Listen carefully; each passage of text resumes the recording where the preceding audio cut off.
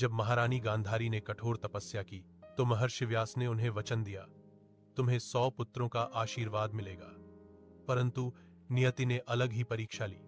गांधारी का गर्भ 2 वर्षों तक नहीं फूटा। क्रोध में उन्होंने पेट पर प्रहार किया और गर्भ का मांसखंड बाहर गिरा, निर्जीव, स्थिर, अजीब आकार का। महर्षि व्यास आए, उन्होंने उस मांसखंड को 100 भागों में विभाजित कर हर भाग को घी से भरे मटकों में रखा।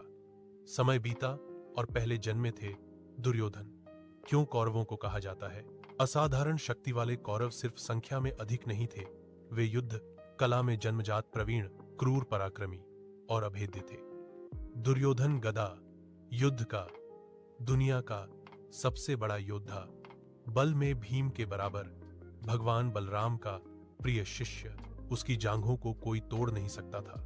दुशासन दुर्योधन की तरह ही भीमकाय, युद्ध में पागलपन जैसा साहस विकर्ण कौरवों में सबसे धर्मप्रिय तीर, कला में अद्भुत 94 अन्य कौरव, हर एक योद्धा अकेले एक छोटी सेना के बराबर दुर्योधन के इशारे पर प्राण देने को तैयार। कौरवों की शक्ति ऐसी थी कि गुरु द्रोणाचार्य तक कहते थे, ये 100 लड़के जहां एकजुट होकर खड़े हो जाएं, वहां पर्वत भी झुक जाए। उसके जन्म के साथ ही भयंकर संकेत मिले। आकाश में बिजली गरजी, भेड़िए शहर के पास आ गए। पर धृतराष्ट्र बोले, वह मेरा पहला पुत्र है, मेरा गर्व। इसी तरह 100 कौरव और एक बहन दुश्शला जन्मे। कुरुक्षेत्र में कौरवों की ताकत क्यों सबसे अलग थी?